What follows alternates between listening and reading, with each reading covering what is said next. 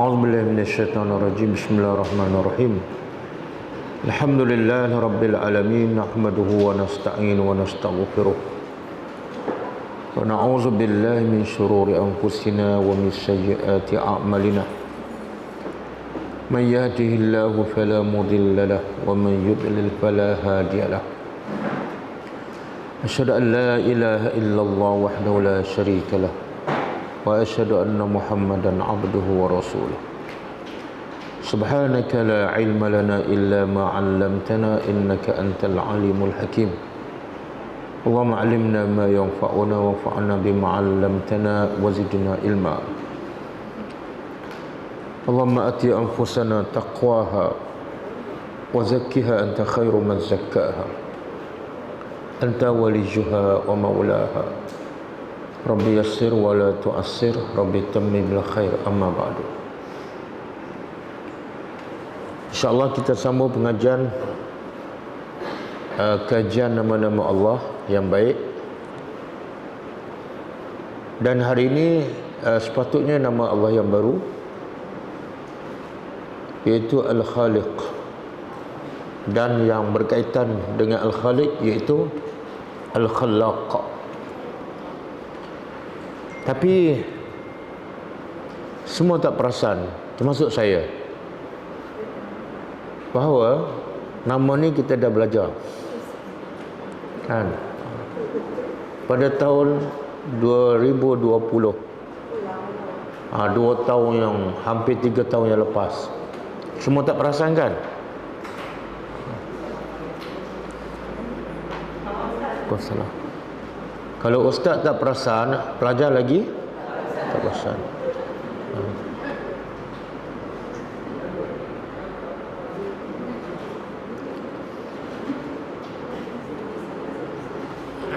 Jadi sekarang sama ada kita ulang ataupun kita belajar. Sebab yang ada ni mungkin tak belajar lagi dan tak tengok pun rakaman, betul? Dah agak dah. Ulang.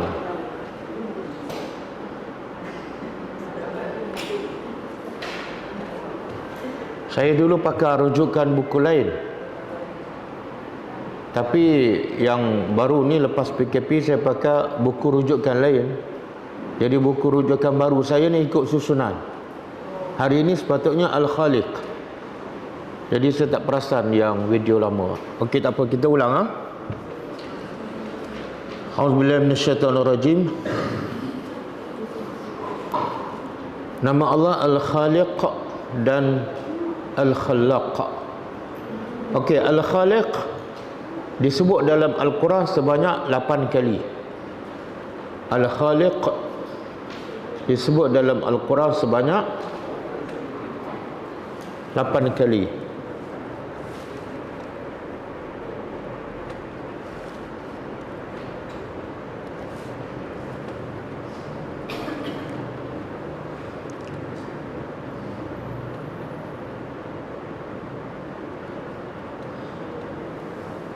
Antaranya surah Al-Hasyr. Cuba buka surah Al-Hasyr.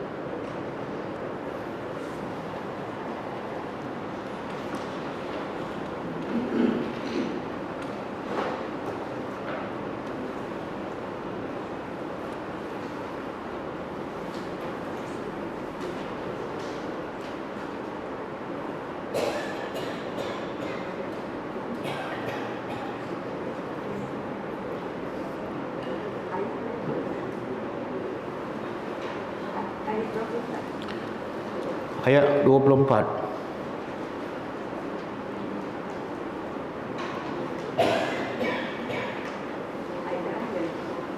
Ayat terakhir.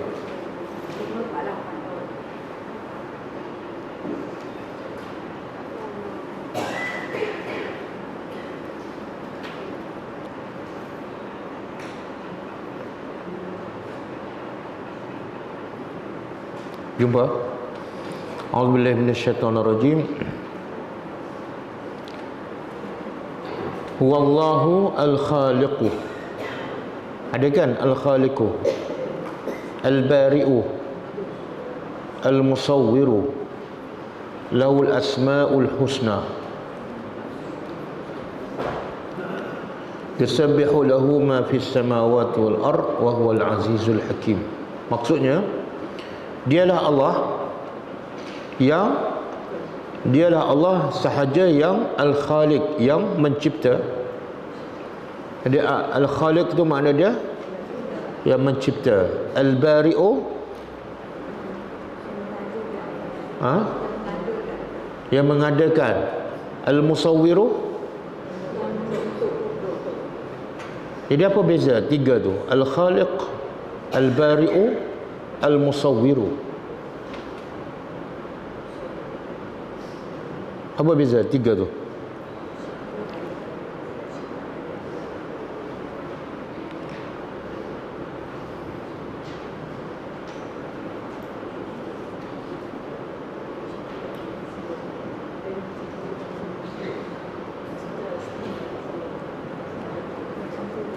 Siapa boleh sebut perbezaan antara tiga tu? Okey, perbezaannya, Al-Khaliq, Allah mencipta sesuatu tanpa ada contoh sebelumnya. Itu mana Al-Khaliq. Allah mencipta sesuatu tanpa ada contoh sebelumnya. Jadi kehebatan Allah salah satunya ialah pencipta. Apa yang hebatnya? Iaitu Allah cipta sesuatu daripada tiada dan tidak ada contoh pun.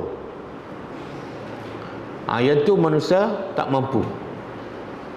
Manusia boleh tak mencipta? Tidak boleh. Sebab pertama, nak adakan daripada benda yang tiada, manusia tak mampu.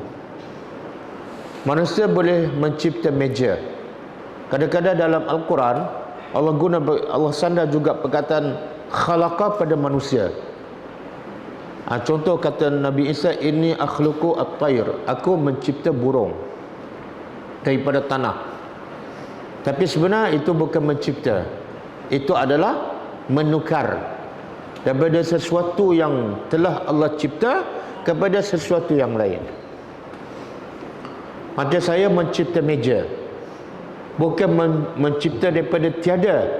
Saya hanya menukarkan mula-mula daripada apa? Pokok, kemudian dijadikan kayu, kemudian ditukar menjadi meja. Itu bukan mencipta. Mencipta ni daripada zero, tidak ada langsung. Okey, itu Al-Khaliq. Al-Bari'u, Allah mengadakan daripada tiada. Dia Al-Khaliq, Allah menentukan untuk buat sesuatu. Kemudian Al-Bari'u, Allah mengadakan apa yang ditentukan. Contoh, Allah takdirkan untuk mencipta harimau. Itu dia panggil Al-Khaliq. Kemudian Allah betul-betul mencipta harimau. Itu dipanggil Al-Bari'u. Kemudian harimau pula berbagai bentuk ke satu bentuk je? Berbagai bentuk. Berbagai bentuk dipanggil Al-Musawwir. Boleh faham? Boleh faham ke tak? Cuba cerita balik.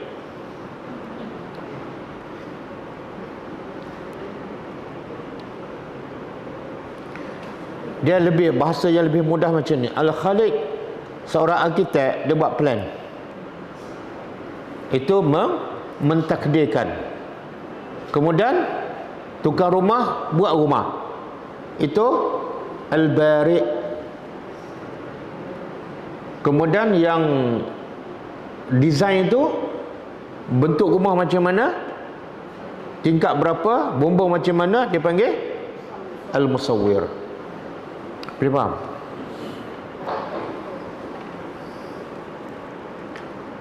Kemudian Allah kata lahul asma'ul husna, baginya, hanya bagi Allah nama-nama yang baik. Jadi yang nama-nama Allah semuanya baik, tapi nama manusia belum tentu baik. dan belum tentu sama dengan perangai manusia. Kadang-kadang namanya soleh tapi perangainya tak soleh, kan? Perangainya toleh, kan? Tapi nama Allah semuanya baik sesuai dengan sifat Allah yang baik. Kemudian yusabbihu lahu ma fis samawati wal ard, sentiasa mensucikan Allah. Siapa? Semua apa yang di langit dan apa yang di bumi. Kenapa? Kenapa Allah sebut semua di langit dan di bumi mensucikan Allah, bertasbih kepada Allah? Selepas Allah sebut Allah adalah Al-Khaliq, Allah Al-Bari, Allah Al-Musawwir.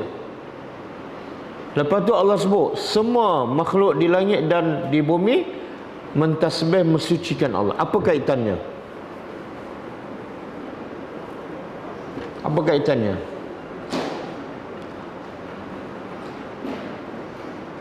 Makhluk yang di langit itu apa dia? Apa makhluk di langit? Matahari, bulan, bintang, para malaikat. Malaikat berakal, tapi matahari, bulan, bintang, langit berakal tak? Tapi mereka bertasbih pada Allah. Kenapa? Sebab mereka kenal Allah. Siapa Allah? Allah yang mencipta matahari. Allah yang Al-Bari, mengadakan matahari daripada tiada. Dan Allah yang membentukkan matahari. Maka hasil makhluk ni kenal Allah melalui nama-nama Allah. Hasilnya apa? Sentiasa bertasbih, berzikir pada Allah. Jadi Allah nak beritahu, kalau makhluk yang tak berakal kenal Tuhan, hasil dia kenal sentiasa berzikir, maka manusia yang berakal sepatutnya lagi berzikir, lagi sentiasa berzikir. Tak patut manusia yang ada akal, yang boleh berfikir, tapi lupa kepada Al-Khaliq, Al-Bari, Al-Musawwir. Lepas tu bila manusia yang berakal tak ingat pada Allah, Allah sifatnya seperti manusia ni yang berakal tapi tak ingat pada Allah, tak berzikir. Allah sifatkan apa? Seperti apa? Binatang. Bahkan lebih teruk pada binatang. Harimau ke, anjing ke, khinzir ke. Allah kata semua berzikir pada Allah. Mereka tak ada akal. Kamu ni ada akal tapi tak berzikir, kamu lebih teruk daripada binatang. Boleh faham?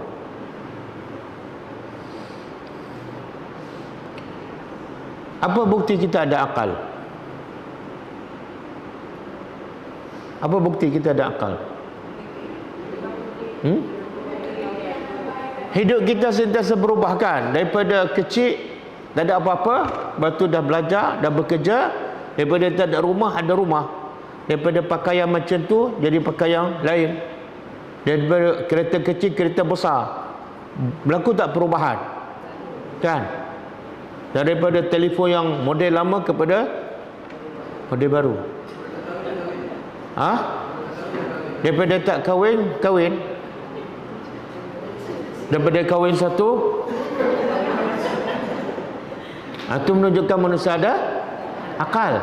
Tapi binatang, contoh kera, daripada dia lahir sampai sekarang ada tak perubahan? Dulu tak ada rumah, sekarang ada rumah. Dulu tak ada kereta, sekarang ada kereta. Ada. Dulu tak pakai baju, sekarang ada baju. Tak ada kan? Kenapa? Sebab dia tak berakal. Tapi dia berzikir tak pada Allah? Zikir. Yang kamu ni ada akal dan berfikir, tapi berfikir bukan kenal Tuhan. Berfikir untuk diri sendiri. Sebab tu kamu guna akal untuk diri kamu, bukan untuk mentaati perintah Allah. Cara dia berfikir tu mana? Cara dia berfikir. Cara siapa berfikir? Binatang. Tak, binatang tak ada akal. Binatang tak berfikir, tapi dia berzikir. Cara dia berzikir. Kenapa nak tahu? Nak tiru cara binatang berzikir,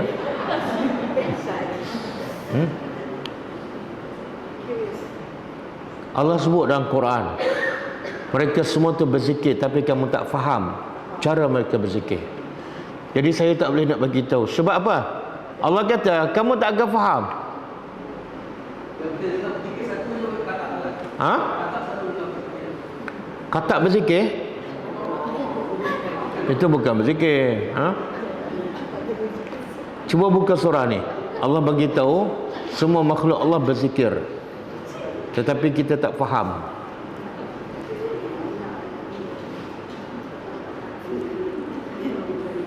Surah Al-Isra ayat 44, muka surat 286.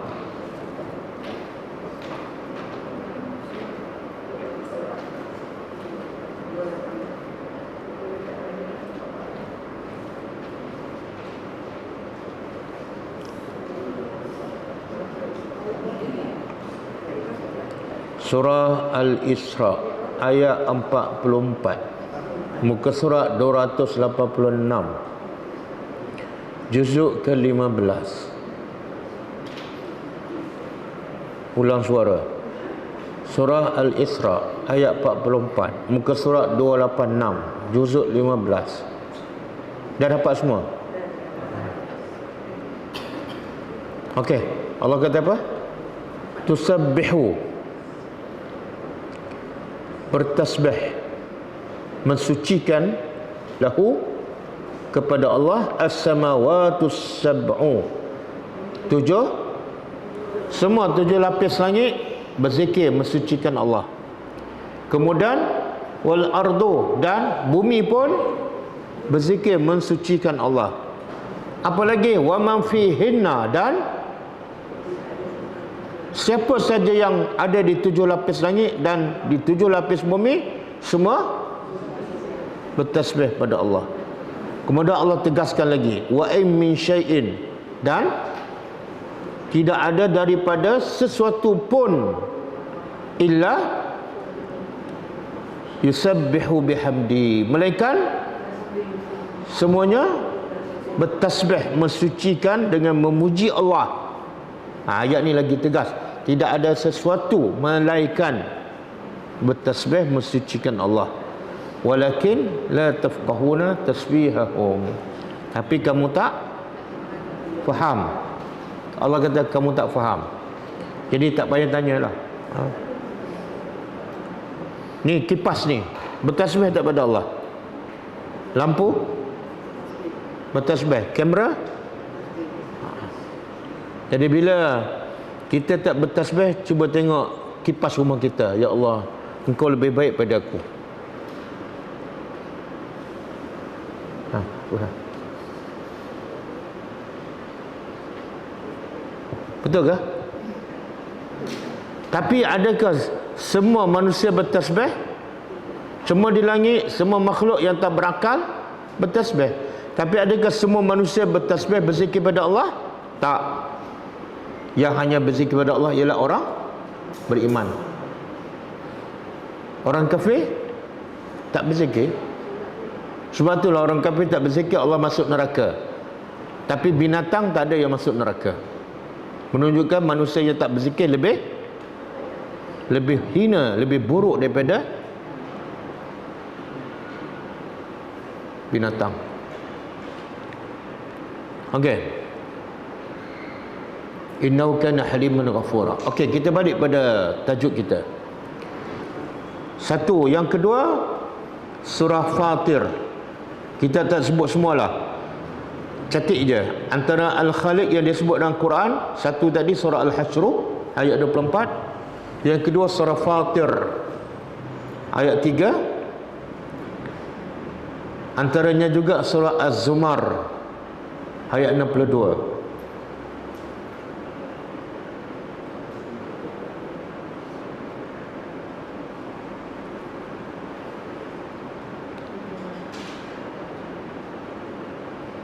Dan ada yang lain lagi.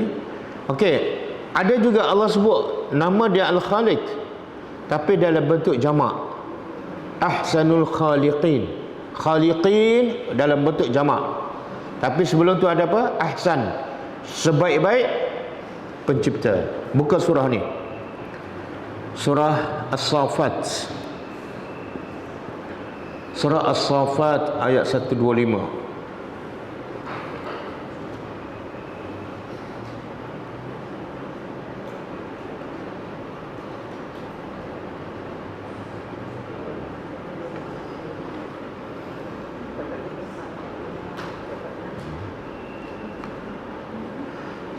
Jumpa.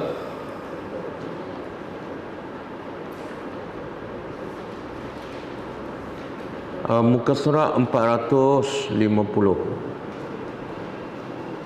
Muka surat 450.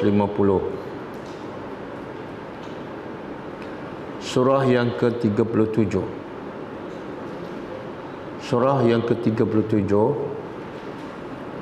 ayat 125, muka surat 450. Semua jumpa?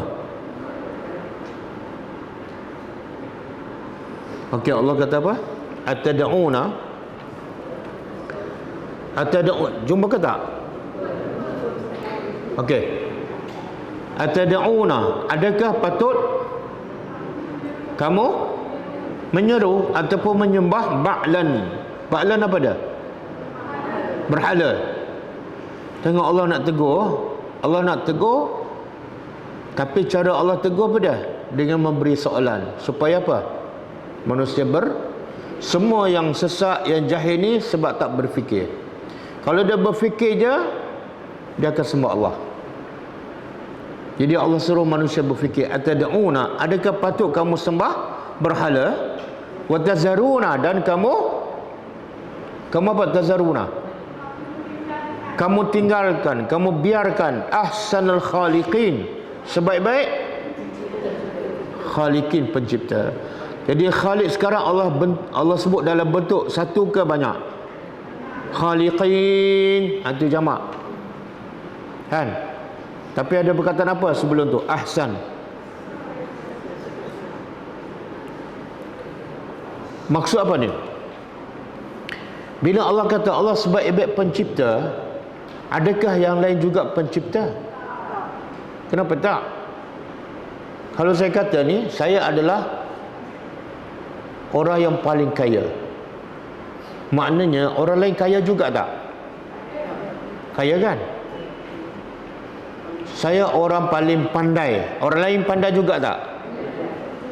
Allah paling baik ciptaannya, orang lain mencipta juga tak? Tak sama. Ha? Kenapa tak sama?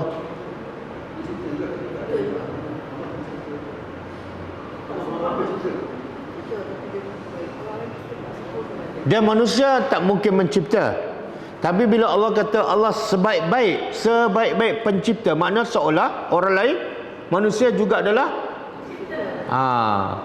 sebenarnya manusia bukan mencipta, tapi Allah buat ayat macam tu kenapa? Sebab Allah nak bagi tahu, kalau kamu rasa hebat sangatlah, kamu boleh mencipta lah, okeylah. Tapi kalau kamu mencipta dengan Allah mencipta, siapa lebih hebat? Kalau kamu betul-betul mencipta, Allah mencipta, siapa lebih hebat? Maka logik akalnya ikut yang biasa-biasa ataupun yang paling baik. Jadi Allah nak bagi tahu akal kamu tak waras. Satu, Allah memang mencipta, manusia tak mencipta. Tapi kamu tak boleh nak terima. Okey, katalah kamu juga boleh mencipta. Tapi cuba tanya, antara Allah mencipta dengan kamu mencipta, siapa lebih hebat?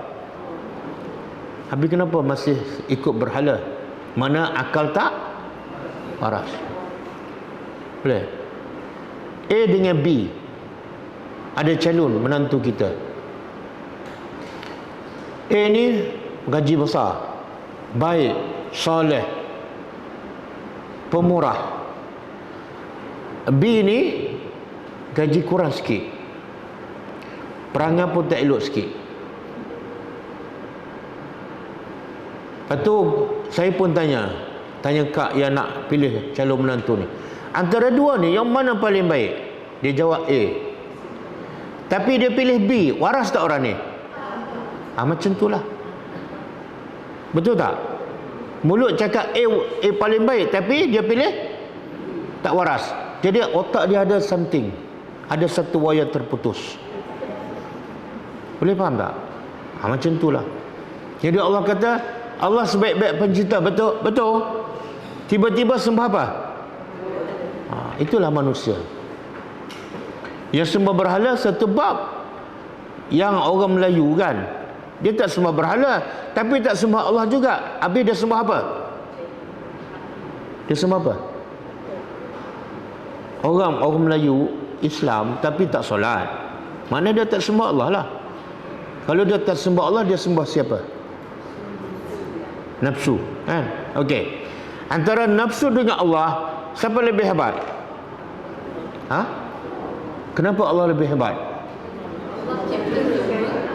Sebab kamu pun Allah cipta, nafsu pun jadi sepatut.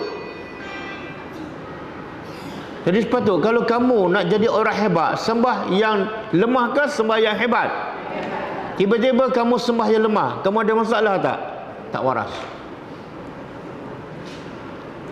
Okey. Ramai tak yang tak waras? Tapi kadang-kadang dia adalah suami kita. Kadang-kadang dia adalah anak kita. Betul? Kadang-kadang dia pemimpin kita. Okey.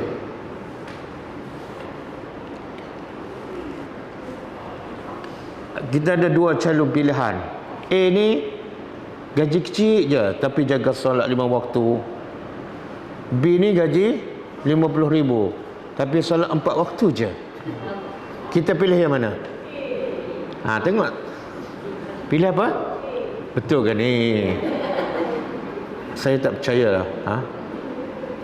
Pilih A nanti merana nanti. Betul ke ni?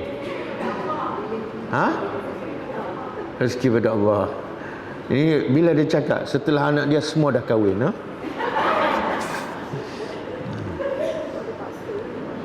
Okey, kita balik pada ni.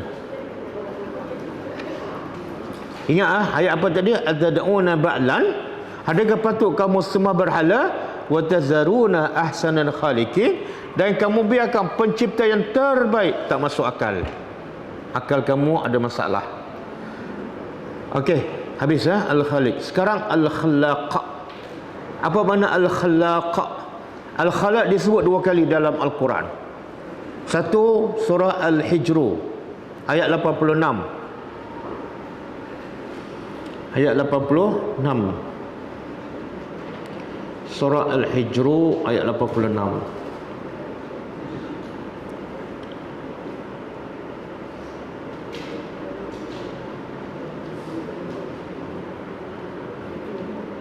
Muka surat 264. Sorry. Ayat 86 kan? Muka surat 266. Surah Al-Hijr, surah yang ke-15,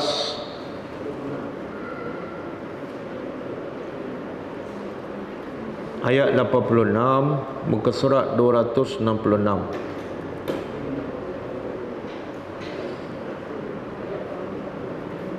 Ayat 86. Okey, ada ke? Al-Khallaq, ada kan? Cuba tengok maksud dah. Inna rabbaka, sesungguhnya Tuhan engkau adalah huwal khallaq al-alim. Sesungguhnya Tuhan engkau adalah, diterjemah apa tu? Maha. Jadi apa beza al-khaliq dengan al-khallaq? Apa beza? Kalau kita belajar bahasa Arab, al-khalaq ni panggil sirah mubalaghah. Sirah mubalaghah. Pernah dengar? Pernah? Apa makna sirah mubalaghah? Iaitu perkataan yang menunjukkan banyak. Kalau al-khaliq Allah mencipta, kalau al-khalaq Allah banyak mencipta. Makna kalau al-khaliq dah menunjukkan kehebatan Allah, al-khalaq lagi menunjukkan kehebatan Allah yang maha banyak mencipta.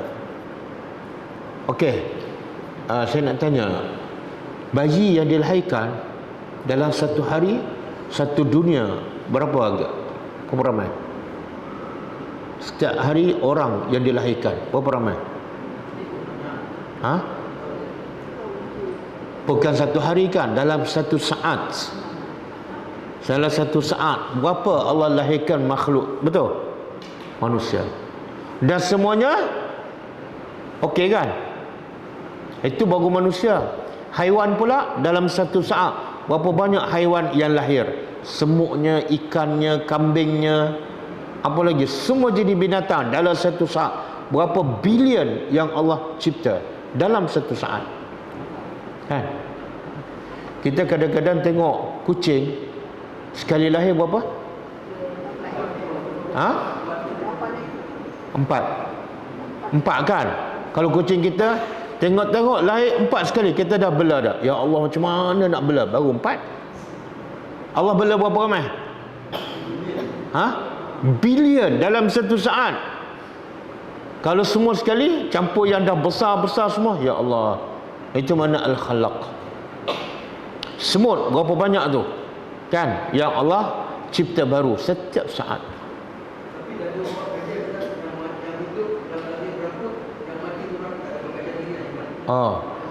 Berapa ramai yang dah mati dan berapa ramai yang masih hidup? Macam tu. Kalau kita buat kajian dan tahu, ada efek dah. Tak payahlah.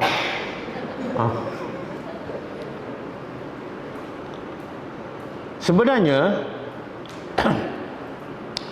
soalan, mampu tak kita nak kira ni? Tak payahlah kira semua yang lahir kat dunia ni, semut ke, orang ke, binatang ke, tak payahlah. Cuba kira kambing yang dilahirkan hari ini di kubur gajah saja. Boleh kira? Anak-anak yang dilahirkan di Selangor hari ini saja, boleh kira? Tak mampu. Itu makna al-khalaq, terlalu banyak mencipta, kehebatan Allah. Dan Allah bukan setakat mencipta, tapi Allah menyempurnakan ciptaannya. Allah menyediakan rezeki. Allah jaga keamanan semua binatang. Betul kan? Kita kadang-kadang melahirkan anak, bukan mencipta. Melahirkan anak, berapa orang? 2 kembar, habis pensan. Seorang menjerit, seorang pensan kan? Baru 2 orang. Itu pun lawan Tuhan. Okey, satu lagi ayat yang Allah sebut al-khalaq ialah surah. Ada saya baca ayat patut teka surah apa ni? Bala wa huwal khallaqul alim. Bala wa huwal khallaqul alim. Bisa? Surah apa? Yasin. Betul, pernah dengar? Pernah biasa baca? Ayat berapa? Tapi biasa dengar kan? Oh, hujung-hujung ayat. Agak-agak berapa lama dah? Berapa kali dah baca ayat ni? Setiap malam. Mana mungkin dah 1000 kali ada? Ada? 500 kali? Ada? Ada kan? Okey, cuba terjemah.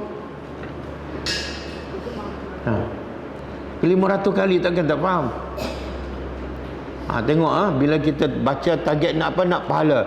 Kita tak peduli pada maksud dia. Maksud dia adalah bala, bahkan wahwa, dia adalah al-khalaq, maha mencipta, banyak mencipta, kerap mencipta, dan al-alim, maha. Kenapa bila Allah sebut al-khalaq, Allah sebut al-alim? Allah kembarkan sifat yang kerap banyak mencipta dengan yang maha. Kenapa? Mencipta dengan ilmu, apa kaitannya? Allah tak kata al-khallaqu al-qadir, al-khallaqu al-jabbar.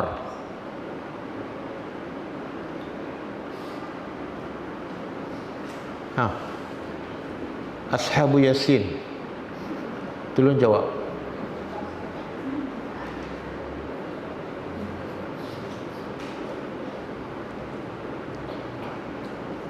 Sebabnya Allah nak bagi tahu asas untuk mencipta mesti berilmu. Tak mungkin boleh buat apa-apa tanpa. Kadang-kadang orang mengaji sampai PhD. Bahagian apa? Agama, usuluddin. Kan? Tapi bila paip rumahnya bocor, dia pening, tak boleh buat apa. Sebab apa? Dia tak ada ilmu dalam bab tu. Kan? Ada orang mengaji PhD dalam bidang engineering, tapi bila ada darah kat tangan, dia bela dah. Sah ke tak solat? Sebab apa? Dia tak ada ilmu. Jadi asas untuk mencipta ataupun buat apa saja mesti, dan sebab itu Allah hebat. Kenapa? Sebab ilmu Allah pun hebat. Allah tahu yang dulu, yang sedang, yang akan, bahkan yang selepas mati, selepas kiamat, semua Allah tahu. Sebab itu Allah layak dan mampu mencipta segala-galanya. Allah boleh lahirkan makhluk, haiwan dalam satu saat bilion, dan Allah boleh bagi rezeki pada mereka. Seorang pun tak terlepas rezeki. Sebab apa? Allah Maha mengetahui berapa banyak binatang yang dilahirkan, berapa banyak rezeki dia perlukan, di mana mereka berada, semua Allah tahu. Okey. Sekarang kita pergi pada makna dari segi bahasa. Kita terus pergi pada makna dari segi istilah. Makna Al-Khaliq saya dah sebut tadi kan, iaitu mencipta sesuatu tanpa ada contoh yang sebelumnya. Allah cipta langit, ada tak contoh sebelum tu? Allah cipta harimau, ada tak contoh sebelum tu? Tak ada. Allah cipta Adam, ada tak contoh manusia sebelum tu? Tak ada. Kita ni kelemahan kita apa dah? Kalau nak buat apa kena ada contoh, kena belajar daripada orang tu, belajar daripada orang, tengok gambar. Kalau tak ada contoh, kita tak boleh. Bukan mencipta pun, hanya menukar daripada sesuatu kepada sesuatu yang lain.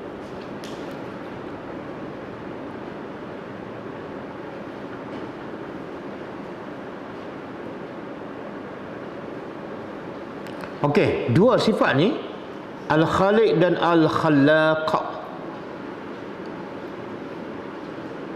Semua manusia percaya tak dan beriman tak dengan dua sifat Allah ni? Orang Islam, orang munafik, orang kafir, percaya tak pada dua sifat ni? Walaupun dia kafir. Orang kafir percaya? Ada dalil? Ada dalil tak? Orang kafir percaya salah satu nama Allah ialah Al-Khaliq. Allah boleh mencipta apa saja bila-bila masa. Adakah orang kafir, orang musyrik, orang Yahudi percaya? Percaya. Ada dalil? Apa dalilnya?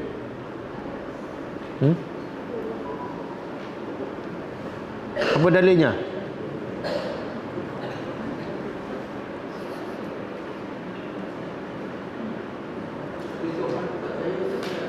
Apa dah?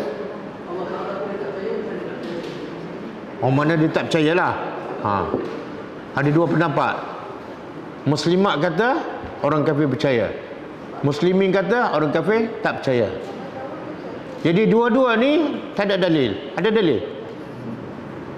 Orang kafir tak percaya sifat Allah Al-Khaliq. Ada dalil? Tak ada dalil. Orang kafir percaya, ada dalil? Dua-dua tak ada dalil. Ya orang?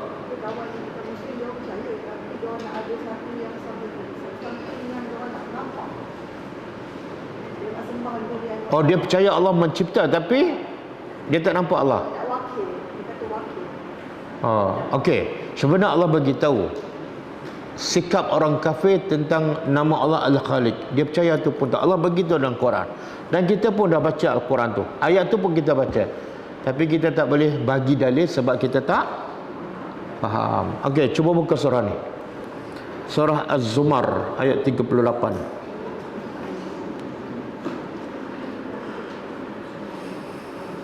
Ataupun lebih mudah buka surah Luqman. Buka surah Luqman.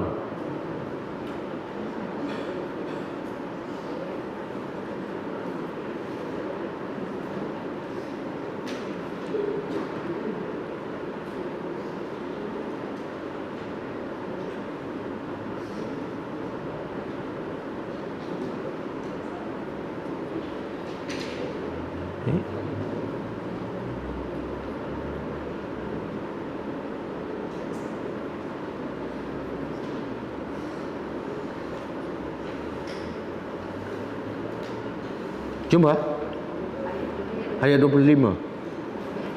25. Ayat 25. Muka surat 413.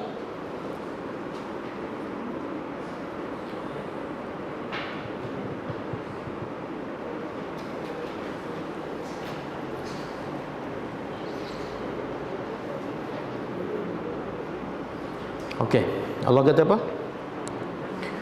Walain sa'altahum, pasti sekiranya engkau Muhammad bertanya mereka. Mereka ni siapa? Orang musyrik, orang kafir. Allah kata kalau engkau bertanya mereka orang kafir, tanya apa soalan? Man khalaqa as-samawati wal ard? Siapa?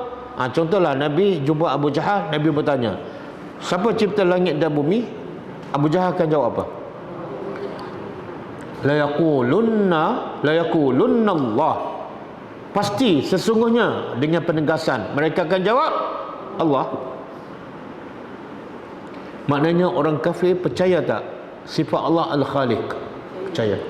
Tak ada siapa pun orang kafir ke Yahudi yang tak percaya Allah mencipta. Kenapa? Sebab mereka sendiri tahu manusia tak mampu mencipta langit. Nak sampai ke langit pun tak mampu. Nak tongkat rumah, nak jadikan bumbung rumah dia tanpa tiang pun tak mampu. Jadi manusia secara fitrah dia yakin Allah satu-satunya yang mencipta. Tapi last kali dia sembah apa? Sebab apa? Mulut dia kata Allah hebat, tangan dia, anggota badan dia sembah yang tak hebat. Menunjukkan apa? Otak dia dah tak waras. Otak dia tak waras. Kita tanya pada seorang anak yang derhaka pada mak bapak, siapa yang melahirkan kamu? Mak. Mana mak kamu tu? Siapa membesarkan kamu? Mak. Siapa paling banyak jasa pada kamu? Mak. Siapa dah bagi makan pada kamu setiap hari? Mak. Siapa besarkan kamu? Mak. Siapa hantar sekolah? Kamu. Mak. Tapi last kali dia dengar kata-kata kawan dia. Kata-kata mak dia tak dengar kan? Mulut mengaku tapi perbuatan, mana otak dia tak betul lah. Kalau dia cakap mak dia segala-galanya, logiknya apa? Dengar cakap mak, jangan dengar cakap kawan. Betul tak? Anak-anak sekarang antara dengar cakap kawan dengan cakap mak ayah, mana dia dengar? Ha? Cuba tanya dia, kawan kamu pernah tak melahirkan kamu? Mana ada mak? Kawan kamu pernah tak buat makan, masak, penat letih? Tak ada. Tapi akhirnya dia dengar siapa? Salah siapa? Salah siapa? Salah mak. Bukan salah ibu mengandung, tapi salah ibu mendidik kan? Anak jadi macam tu sebab kesannya didikan ibu bapa. Okey. Sebab tu Allah kata bila tanya mereka siapa cipta langit dan bumi, Allah terus kata pada Nabi Muhammad, qul, kalau mereka jawab Allah mencipta, bagi tahu mereka alhamdulillah, segala puji bagi Allah. Kenapa? Bal aksaruhum la ya'lamun, bahkan kebanyakan mereka tak tahu. Apa yang mereka tak tahu? Jawapan mereka betul tak? Siapa cipta langit? Mereka jawab Allah. Betul tak? Tapi last sekali Allah kata apa? Kebanyakan mereka tak tahu. Apa yang mereka tak tahu?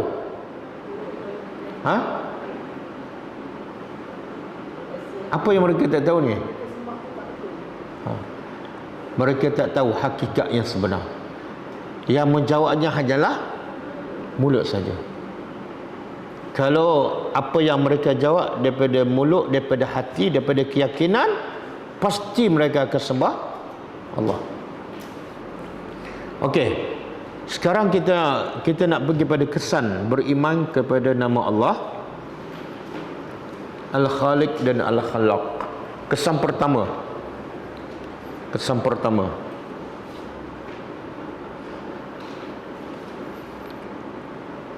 Kesan beriman kepada nama Allah Al-Khaliq dan Al-Khalaq. Pertama,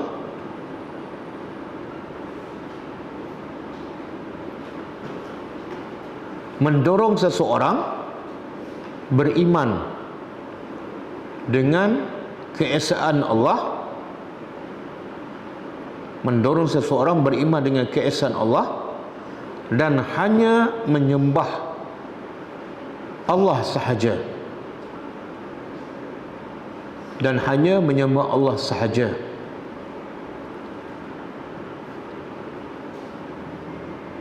Kerana dia yakin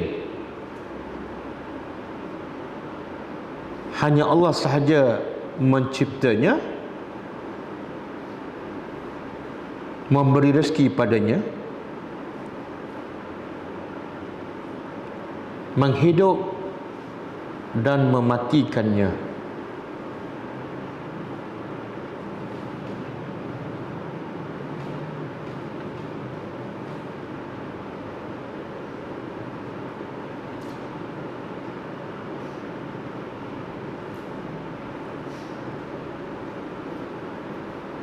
Okey, yang kedua,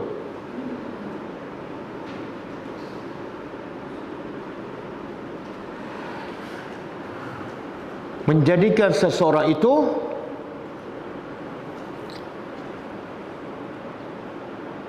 lebih mencintai Allah dari segala-galanya, termasuk dirinya sendiri.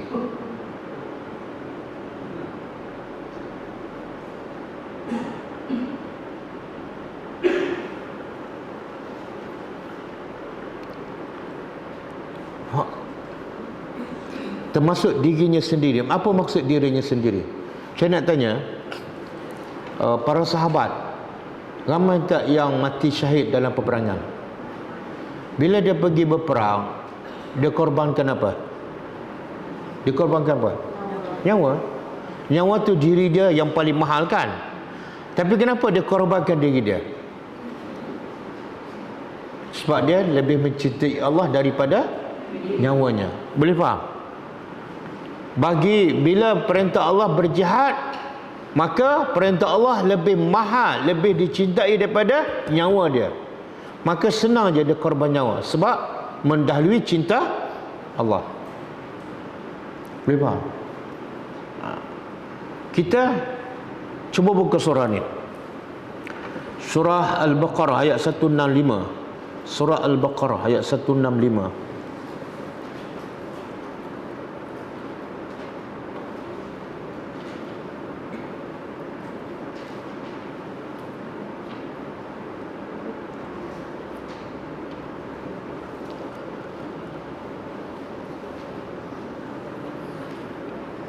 Muka surat 25. Surah Al-Baqarah ayat 165. Muka surat 25. Semua jumpa? Semua jumpa? Okey. Allah kata apa? Wa minan nasi, dan ada di kalangan manusia yang yattakhizu, mengambil min dunillah, selain daripada Allah, sebagai andada, sebagai sekutu. Jadi Allah kata ramai manusia yang mengambil selain daripada Allah sebagai sekutu Allah. Patung, berhala, nafsu, duit manusia. Tapi itu orang yang tak beriman. Orang beriman apa sikapnya? Dan ni yang mereka ambil selain daripada Allah sebagai sekutu, sehingga mereka cinta berhala ke ataupun selain daripada Allah, sama seperti orang beriman cintakan Allah. Contohlah, dia ambil berhala, dia sembahkan. Dia cinta berhala ni sama dengan orang beriman cinta pada Allah. Sampai tahap tu. Lepas tu kalau kita contohlah, kita pecahkan berhala, dia marah tak? Dimarahkan. Padahal boleh beli yang lain yang dekat kedai banyak kan? Boleh beli yang dekat kedai banyak. Jadi tahap cinta daripada benda tu sama dengan cinta orang beriman kepada Allah. Okey. Orang beriman pula apa sikapnya? Wallazina amanu asyaddu hubban lillah. Sangat-sangat cinta pada Allah, lebih daripada segalanya. Kenapa? Salah satu hasilnya sebab dia kenal nama Allah Al-Khaliq. Allah yang mencipta aku. Bukan setakat Allah mencipta, Allah yang menjaga aku, Allah bagi sihat, Allah bagi rezeki, Allah bagi anak, Allah bagi keluarga, semua Allah. Macam mana aku tak boleh cinta dia lebih daripada segala-galanya? Bila kita cinta seseorang, kita cinta dan suka pada seseorang, bila tu? Bila kita dapat sesuatu padanya. Apatah lagi kalau dia bagi sesuatu yang banyak membantu menyelesaikan masalah kita, betul kan? Lagi banyak dia bagi, lagi kita cinta, betul? Sebab tu orang paling banyak kita cinta siapa?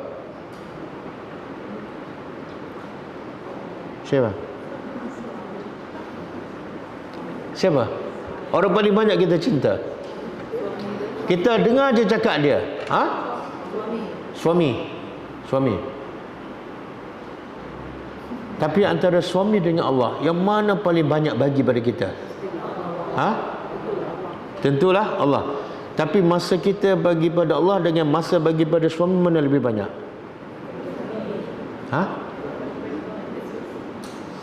Allah ke suami?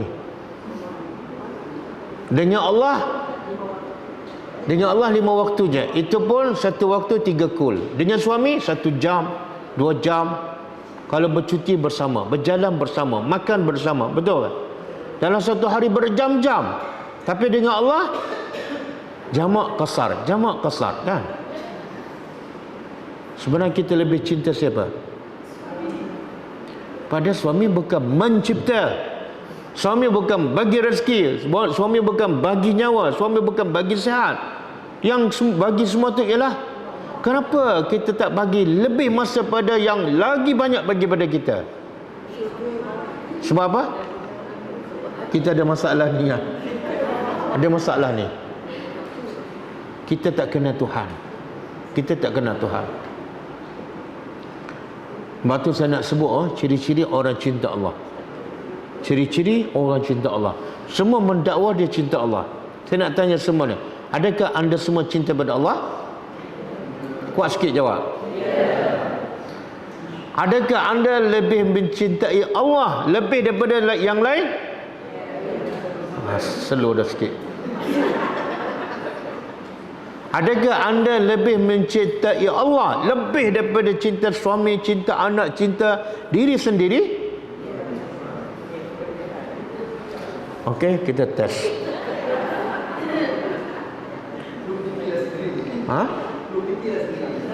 Lu fikir sendirilah. Tak, lu jangan fikir sendiri. Kalau lu fikir sendiri, lu shock sendiri.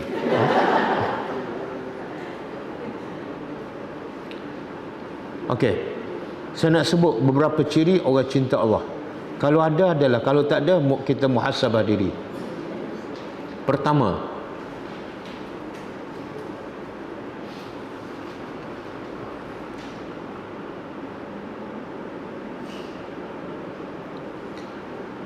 ittiba'u ar-rasul. Ittiba'u ar-rasul. Ikut Nabi. Tanda cinta Allah lebih daripada segala-gala. Semua ibadat kita usaha ikut Nabi tanpa kurang dan tambah. Nabi kata zikir 33, kita 33. Nabi kata selawat macam ni, kita pun macam ni. Tak tambah, tak ubah. Itu cinta. Kalau dah mula tambah, tak ada cinta dah. Ayat apa salah? Tak cinta. Sebab cinta Allah mesti ikut. Siapa yang bagi syarat tu? Siapa yang bagi syarat? Cinta Allah mesti ikut Nabi. Siapa bagi syarat? Bukan ustaz, bukan tok guru, bukan ulama, bukan Nabi bagi syarat. Siapa bagi syarat? Allah. Qul in kuntum tuhibbunallah. Kalau betul Muhammad, wahai Muhammad, kamu bagi kepada umat kamu yang mengaku mendakwa mereka cinta Allah, bagi tahu dia. Kalau betul kamu cinta Allah, kamu kena ikut aku. Jangan tambah, jangan lebih, jangan reka-reka. Bila buat yang berbeza je, confirm kamu tak cinta Allah. Tak payah cakap besar. Ada 1000 alasan apapun, itulah tanda kamu tak cinta Allah. Kenapa? Allah hantar Nabi supaya kamu ikut Nabi. Tiba-tiba kamu tak ikut. Mana kamu tak suka siapa? Tak suka Nabi. Bila tak suka Nabi, mana tak suka siapa? Yang hantar Nabi itu. Allah. Boleh faham? Benda ni susah nak masuk ni. Sebab dia ada satu dalil. Apa salahnya? Salah. Salah apa? Dari segi apa? Syarat cinta. Syarat cinta. Boleh faham? Boleh faham tapi buat juga. Apa dia?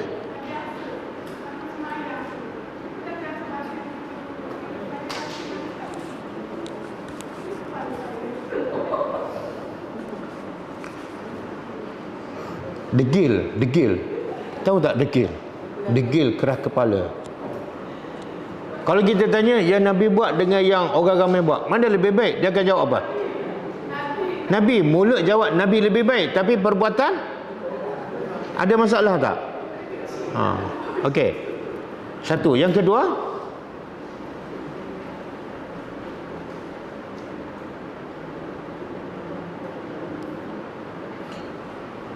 Allah akan menggerakkan semua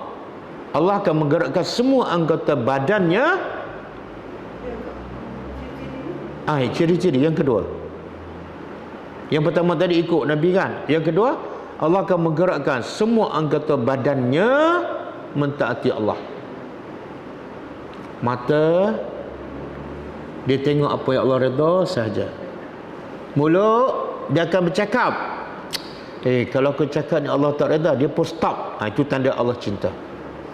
Tapi kalau dia nak cakap apa, cakap je. Yang Allah redha, yang Allah tak redha, semua dia cakap. Itu tanda Allah tak cinta dia. Allah biarkan. Telinga, dia akan tapis. Ini macam mengumpak ni, aku tak nak dengar. Minta maaf, saya dah hal. Bangun. Itu Allah cinta dia. Tapi kalau orang mengumpak, bagus tu, sambung lagi. Itu tanda Allah tak. Tangan. Allah akan jaga tangan dia supaya buat benda yang baik. Buka Quran, buka channel tadabbur. Tak ada dah buka drama Korea, semua tak ada dah. Dia bertaubat dah.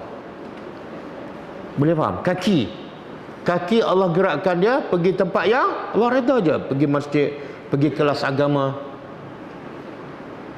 Kita muhasabah diri. Okey. Apa dalilnya? Ada dalil hadis panjang. Allah kata apa? Faiza, dengar. Faiza ahbabtuhu kuntu sam'ahu allazi yasma'u bihi. Apabila aku cinta seorang hamba tu, aku adalah telinganya yang dia mendengar. Apa maksud aku telinganya? Telinga ni bila kita dengar, Allah redha ke tak? Tak, dia pun tak dengar. Itu maksud Allah kata, kalau aku cinta pada hamba-Ku, telinga dia macam telingaku. Iaitu aku dengar benda yang baik, dia pun dengar benda yang dia tapis. Kemudian wa basarahu, mata dia adalah allazi yubsir. Aku adalah matanya yang melihat. Maksudnya apa dah? Mata dia pastikan dia tengok yang Allah redha aja. Ya Allah, susahnya. Betul tak?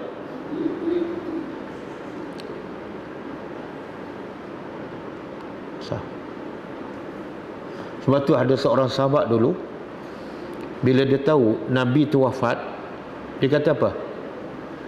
Aku rasa mataku ni aku tak perlu dah, tak ada guna dah. Kenapa?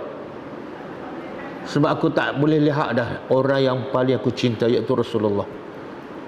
Itu cinta tu. Dia nak guna mata dia tengok muka Nabi. Sampai tahap tu. Kita banyak tak tengok benda-benda yang Allah tak redha? Cakap Allah yang tak redha, dengar benda yang Allah tak. Dan Allah kata lagi, wa yadahu, aku adalah tangannya yang dia guna. Mana tangan dia hanya buat benda yang aku redha. Dan aku adalah kakinya yang dia berjalan. Maksudnya kaki dia pastikan, aku nak pergi ni, tempat ni Allah tak redha, tak boleh. Dia pun masuk balik rumah. Sampai tahap tu.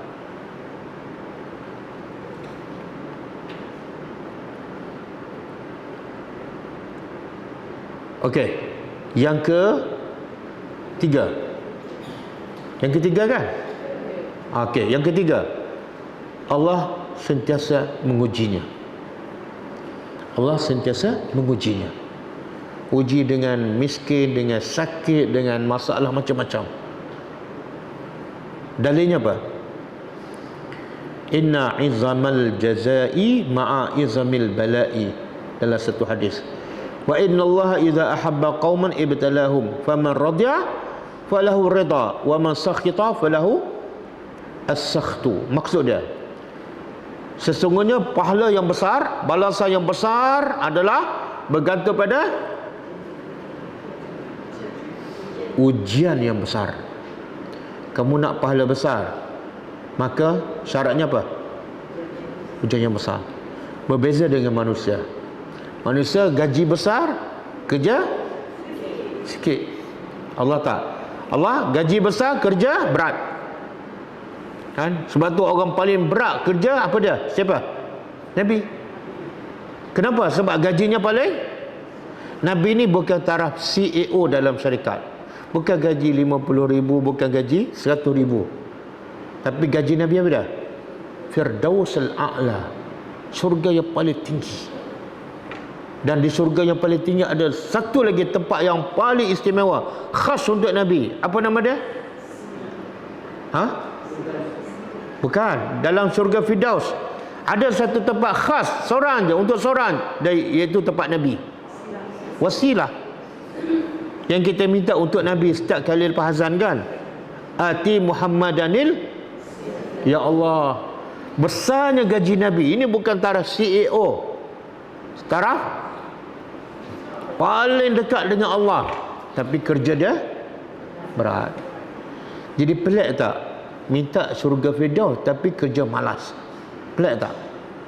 Solat ringkas, solat sunat malas, zikir jarang, baca Quran bulan puasa. Ya Allah, bagilah syurga Firdaus.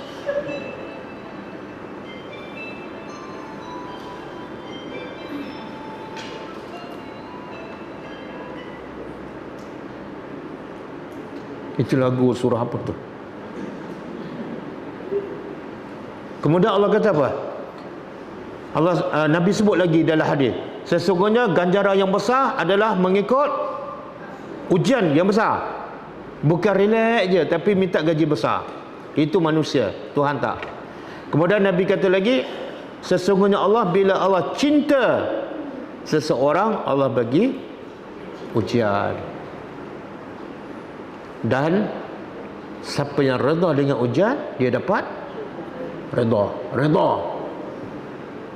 Dan siapa yang tak setuju dengan ujian, falahu as-sakhtu, baginya murka Allah. Tengok benda yang paling mahal dalam hidup, redha Allah.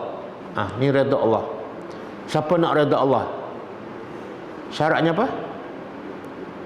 Mesti redha dengan ujian. Nak redha dengan ujian, kena ada ujian. Faham tak? Jangan syok sendiri. Ustaz, saya ni sejak saya lahir sampai sekarang, alhamdulillah tak banyak ujian, sihat dia. Itu syok sendiri tu. Sebab tanda Allah cinta ialah banyak ujian. Saya demam pun tak, batuk pun tak. Sudah. Orang macam ni patut apa? Takut. Aku ni tanda Allah tak suka ke? Ya Allah, kenapa aku tak ada ujian ni? Adakah engkau tak suka pada aku? Tapi jangan minta ujian. Ya Allah, bagilah ujian banyak sebab aku nak cinta engkau. Jangan minta. Kadang-kadang Allah bagi kita tak mampu. Tak payah minta, Allah akan tahu. Allah akan tahu kita cinta pada Allah ataupun tak. Kalau Allah tahu kita cinta, kita tak payah minta ujian, Allah akan bagi. Tapi kalau Allah tahu kita tak cinta pada dia, Allah takkan bagi ujian. Relax. Faham tak? Relax. Kamu bukan aku, cinta. Pergilah berehat. Pergilah berjalan. Boleh faham? Tanda yang keempat, masa dah habis dah. Belum lagi kan? Sikit lagi. Tanda yang keempat, qiraatul abdi lil Quran bitadabbur. Seseorang akan baca Quran dengan tadabbur. Ini bukan saya tulis, ulama tulis. Tanda Allah cinta, iaitu orang tu akan baca Quran dengan tadabbur. Kalau baca saja tak tadabbur, Allah tak cinta pada dia, dan dia tak cinta pada Allah. Saya nak ulang, ramai yang suka baca Quran tapi tak nak tadabbur, itulah tanda Allah tak cinta pada kamu, dan itu juga tanda kamu tak cinta pada Allah. Mana mungkin kamu cinta pada Allah tapi tak nak faham apa yang Allah cakap? Mana mungkin? Betul tak? Bang, saya cinta pada abang, saya nak baca surah abang tapi saya tak nak faham, tapi saya cinta pada abang. Okey ke? Saya ulang sekali lagi, yang suka baca Quran dan tak nak faham, baca nak khatam, saya ulang sekali lagi, orang ni memang tak cinta Allah, dan Allah tak cinta pada dia. Apa-apa je terjemahan ke apa, sampai kita fahamlah. Ada ayat yang kita baca terjemahan kita boleh faham, ada ayat tak boleh faham, pergilah belajar. Kita dunia kita belajar matematik kan, ambil tuition lagi, tiba-tiba ayat Allah tak faham, tutup. Adakah itu cinta? Faham? Saya ulang sekali lagi, siapa yang baca Quran tak nak faham, dia tak cinta Allah. Jangan cakap banyak. Jangan cakap banyak. Mana mungkin kamu cinta Allah, banyak Allah nak bagi tahu pada hamba yang dia cinta, tapi kamu tak nak faham. Mana mungkin kamu cinta. Okey, yang ke 5, muwafaqatul abdi lillah. Allah jadikan perkataannya dan perbuatannya selari dengan kehendak Allah.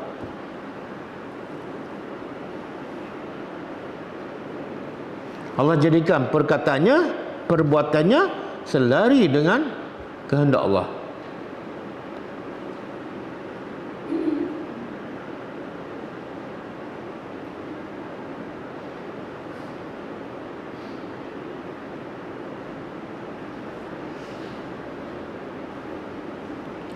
Walaupun ramai orang tak suka.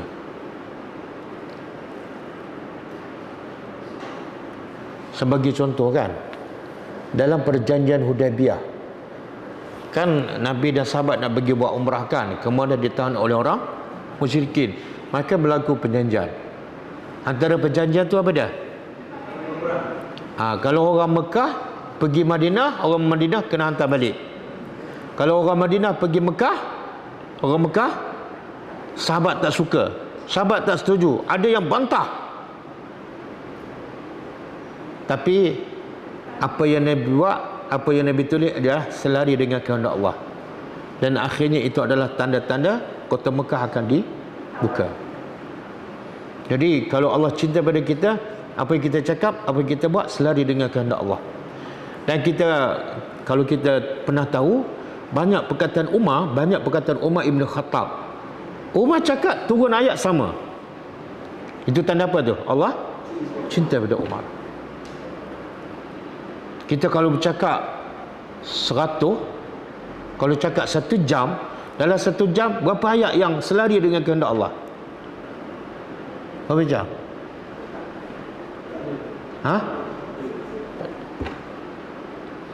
Waktu Nabi kata apa? Kalau kamu beriman dengan Allah dan hari akhirat, hanya cakap benda yang baik, benda yang Allah redha. Kalau tak ada benda yang baik, diam. Itu tanda Allah cinta. Kenapa diam ni? Saya tak ada benda yang baik, saya takut Allah murka, lebih baik saya diam. Dia boleh kontrol diri. Sebab apa? Takut Allah murka. Kalau cakap tak ada kebaikan, dia boleh kontrol, dia diam. Tanda Allah cinta. Boleh faham?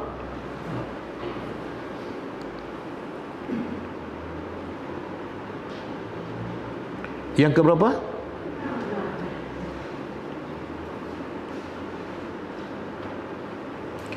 Ittisaful abdi birrifqi. Allah menjadikan hatinya dan akhlaknya lembut dan penyayang kepada orang lain. Allah jadikan hatinya dan akhlaknya lembut dan penyayang kepada orang lain.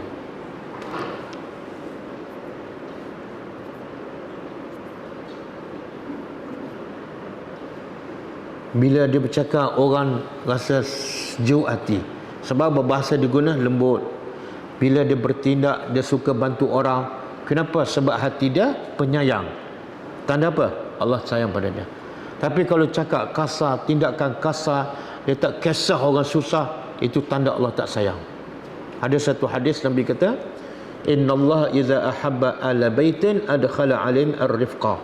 Maksudnya, sesungguhnya bila Allah sayang pada seseorang, Allah jadikan mereka tu rifqa, lembut, berkasih sayang.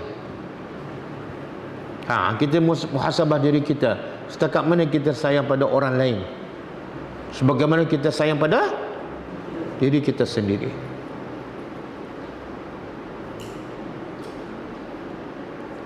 Yang keberapa? Sentiasa mendekatkan diri, sentiasa mendekatkan diri kepada Allah dengan amalan fardu dan sunat.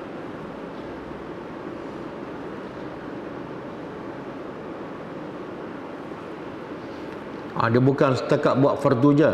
Salat fardu dia buat awal waktu, lepas tu salat sunat qabliyah, salat sunat ba'diyah, salat duha, salat witir.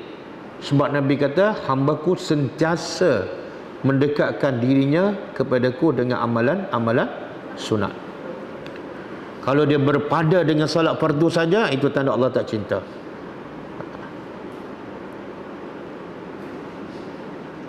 Yang ke-8, sentiasa berzikir pada Allah dalam semua keadaan. Sentiasa berzikir kepada Allah dalam semua keadaan. Nak tidur dia baca zikir, bangun tidur baca zikir, masuk tandas baca zikir, lepas pakai baju baca zikir, keluar rumah baca zikir, hujan baca zikir, petir baca zikir, naik jalan tinggi baca zikir, jalan rendah zikir. Tapi kalau asyik lupa je, ustaz, saya dah seminggu lupa nak baca zikir pagi, itu tanda apa tu? Allah tak cinta. Ustaz, petang-petang saya selalu lupa, itu sebenarnya tanda Allah tak cinta. Kenapa Allah tak cinta? Sebab dia tak cinta. Apa tanda dia tak cinta? Asyik lupa je pada Allah. Kita kalau asyik lupa je pada suami, cinta tak? Tak kan? Abang pergi bercuti seminggu, saya tak ingat langsung pada abang. Dia cakap dalam hati lah, tak berani cakap kuat. Dan abang balik ni pun saya rasa macam, kalau balik lambat lagi pun bagus kan. Samalah, bila mulut kita susah nak sebut nama Allah, zikir, itu kita tak cinta Allah. Punca tak cinta, tak kenal lah. Yang keberapa? Suka belajar nama-nama Allah dan sifatnya. Suka belajar nama-nama Allah dan sifatnya. Sebab melalui nama Allah dia akan kenal Allah. Bila dia kenal Allah, dia akan cinta. Tak kenal maka tak cinta. Yang ke-10, banyak lagi tapi tak apalah, ini last. Selalu berdoa minta cinta Allah. Selalu berdoa minta cinta Allah. Ramai orang minta rezeki, minta sihat, minta panjang umur, tapi cinta Allah tak minta. Bahaya tu. Ada tak doa khusus minta cinta Allah? Ada. Apa dia? Cuba baca. Tak ingat. Bila tak ingat tu menunjukkan apa? Tapi doa tu ingat tak? Rabbana atina fid dunya hasanah wa fil akhirati hasanah. Ingat pula. Sebab apa pusat rezeki? Daripada kecil. Kenapa doa cinta Allah ni tak belajar daripada kecil? Nasib baik ada buku ustaz. Kalau tak, okey, siapa ingat doa minta cinta Allah? Saya nak tanya, kalau minta cinta Allah pun tak minta, agak-agak dapat tak? Mana kita tak ada keinginan. Faham tak? Bila kita tak minta cinta Allah, sebenarnya kita tak ada keinginan untuk cinta Allah.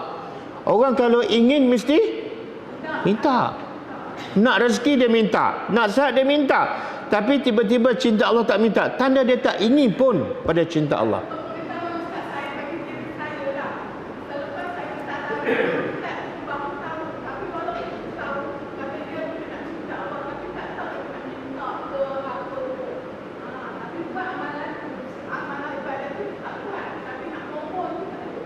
Kenapa tak ada nak mohon?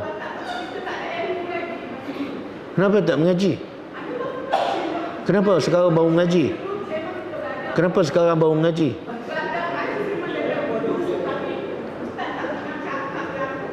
Semua ustaz salah kan?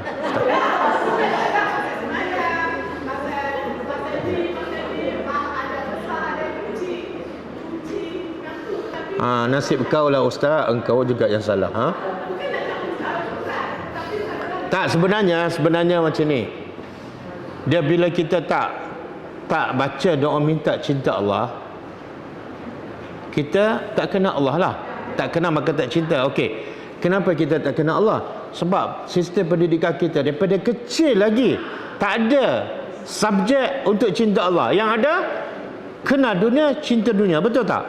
Sebab tu kita tak fikir langsung pasal cinta Allah. Kita lupa bahawa dunia yang kita nak kejar tu pemiliknya ialah Allah. Betul?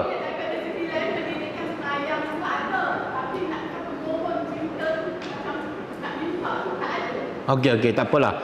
Sekarang siapa tahu doa minta cinta Allah? Kuat sikit.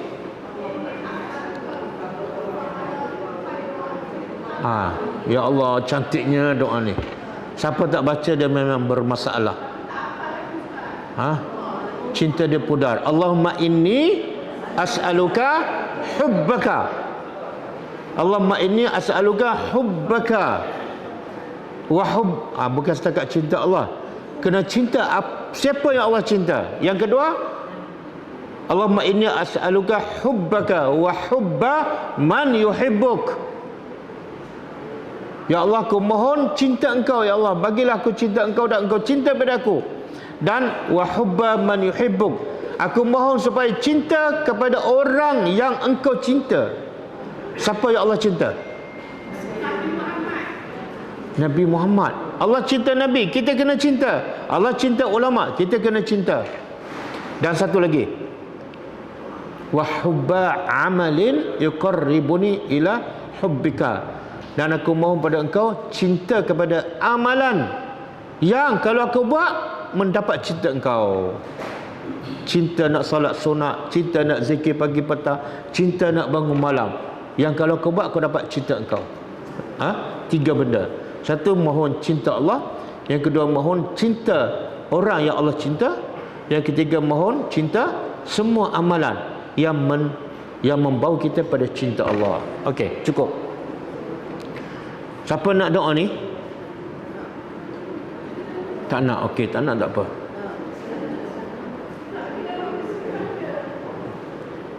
Nanti saya bagi pada Kak Misra. Ada dalam buku tu.